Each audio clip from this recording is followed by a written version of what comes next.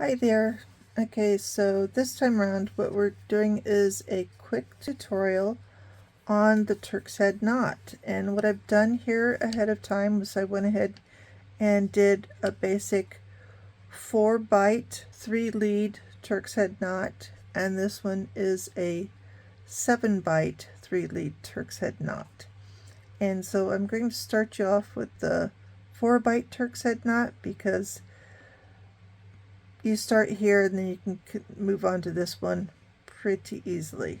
So let's get started. So what I've done was I've anchored my cord because I'm just running off of this previous knot I already did. So our lead cord, we're going to cross it over our piece, wrap it around the back, and then in the front make another X and wrap it around the back again. And this time when we come up to the front, we're going to come up from underneath on this side. And you do have to make sure you hold everything in place because right now it's very flexible and movable. We're going to go over the top of this cord and under that, this part of the cord and under that part of the cord. And basically what we're doing right here, this is an actual knot. It's called the picket line hitch, and that's what it looks like when you're actually using it as that hitch. But we're taking it a step further, and we're starting with the picket line hitch, and we're giving it a bit of a twist, and this is how we're twisting it. So we actually go to the back side of our piece. Now remember, you've come under this cord here, and that's really important with the Turk's head knot because it's a whole series of over under. So we come to the back, and with our left side we're going to cross it over the right side, and we need to make sure that we're maintaining all these other gaps in the cord. And because we're under this one, we're going to go over this cord and under that cord.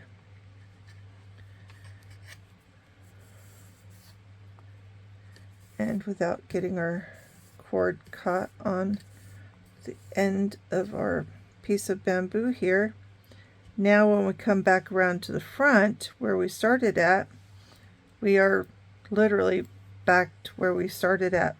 So our cord is coming up right alongside of where we started our cord at, and that is the Turk's head knot. It's just that at this point in the Turk's head knot, it looks like a bit of a hot mess because the Turk's head knot isn't meant to be a single run with the cord. It's meant to be beefed up like this. So let's go ahead and go through it. We'll see how far we get with this length of cord. We'll go through and go around this a couple more times so you can see how the Turk's head knot actually starts taking its form. So it's really important that you keep to the right of your cord and you follow where the cord is going all the way around. And again, I'm working on this in the large scale so you can follow and see what I'm doing, because later on we're going to do it in small scale so we can actually use the Turk's head knot in macrame and jewelry making, because this looks really cool when you can make it small as well as being on the big scale. Okay, so we're continuing to follow our cord around, and you can see as we're adding the additional leads, well, not additional leads, as we are beefing up the leads that this has, because it has three leads, as we or beefing them up, you could see how the Turk's head knot is becoming more visible, more obvious that it is a Turk's head knot.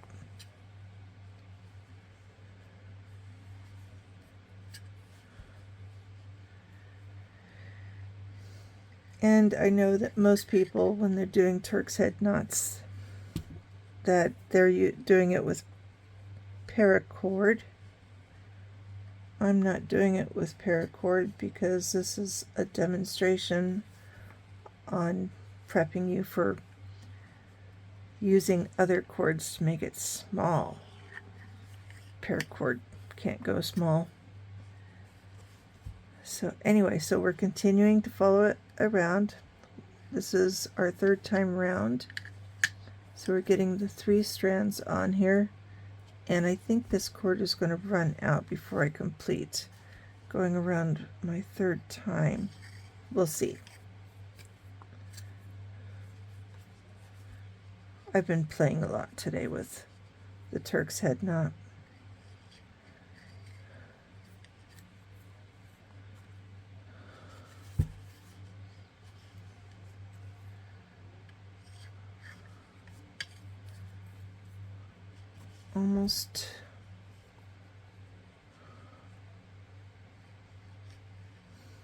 Almost done.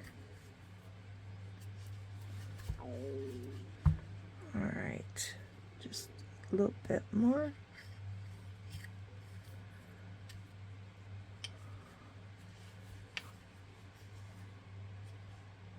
Actually, we're just going to make it.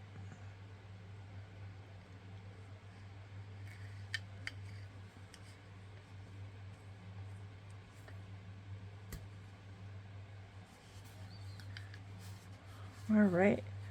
And also, when you do the Turk's head knot, you really do need to tighten it up as much as possible, because right now I'm mushing it around just to get it evenly spaced on my piece. But as you work your knot, let's go ahead and get this needle off of here. And yes, this is a massive needle. This was actually one of my dad's needles from his knot tying kit. Anyway, the only drawback of this particular needle is all these blades are super sharp and it does catch on things. All right, so the next thing you do when you're doing any Turk's head knot is you've got to do what's called taking out the slack, and it's basically following around on all the cords and tightening them up.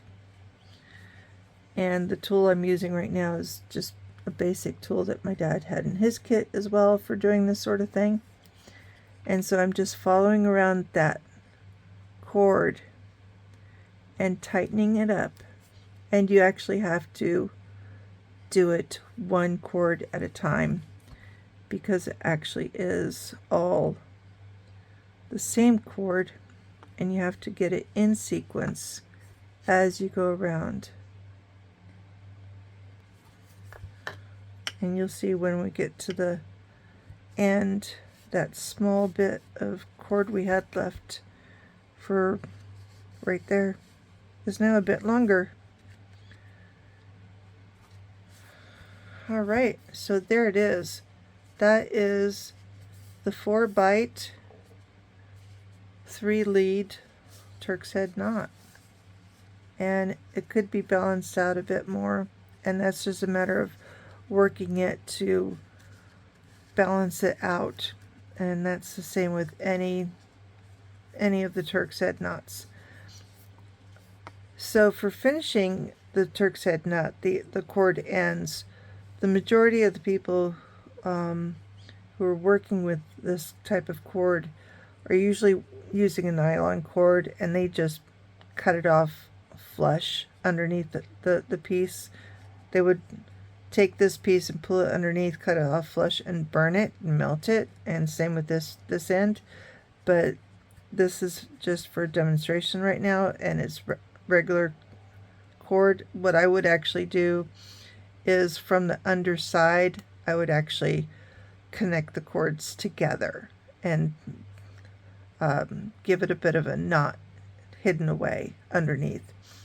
So now I'm going to show you how you start with this and how you get to that. I'm going to tape this down just so I can have a starting spot and it doesn't move on me. Alright, so what we're going to start the same as we did with the 4 turn. We're going to wrap around our piece, cross over in the front, wrap around in the back again, and when we come up in the front, we're going to come under our starter portion of our cord, go over the cross and under again on the opposite side. Sorry, knocked over my water bottle.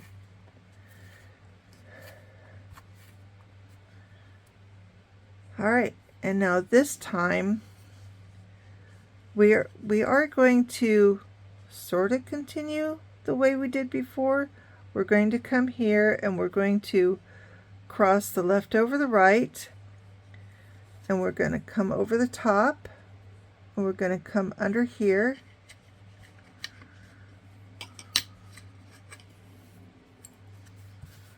so this is just like when we were doing the 4 turn.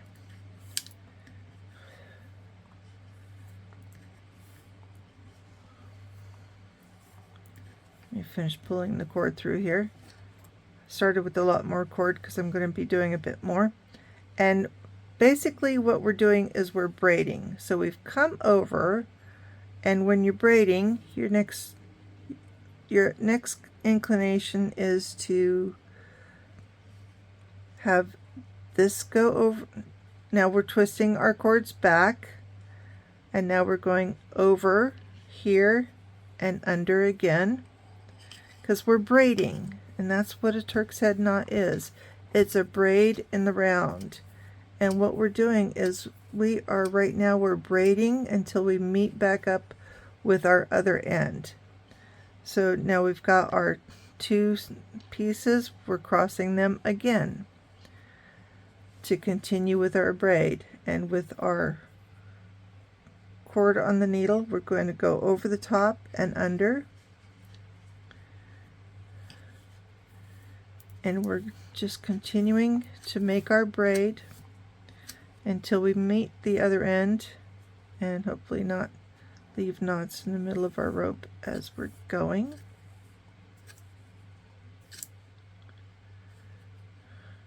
We don't want to make it too tight because we still want to be able to pass through a few more times. And I think let's actually call that good. All right, so now we're back at our beginning, so we're going to start pulling through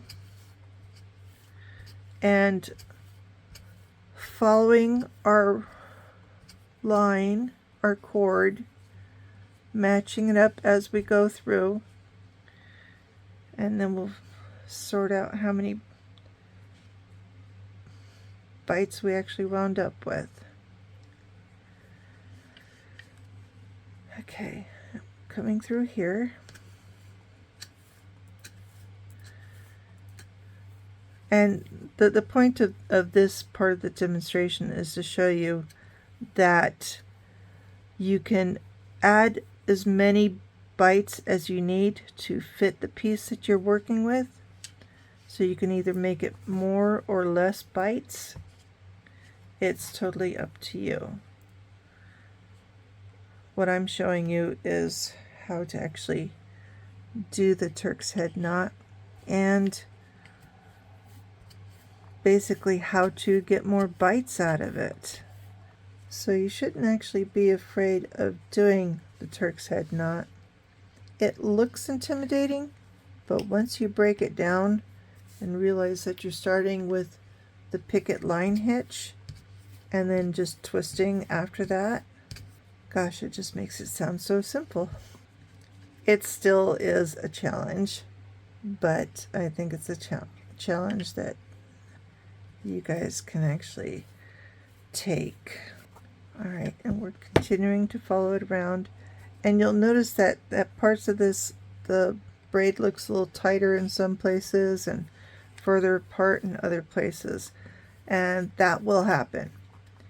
And that's why once you get around the second time through on following the cord around, you should take a moment to straighten things out, even it out in terms of its spacing and how the knot is laying on your piece, and it'll just make it easier on you if you want to go around a third time with the cord, which we will do.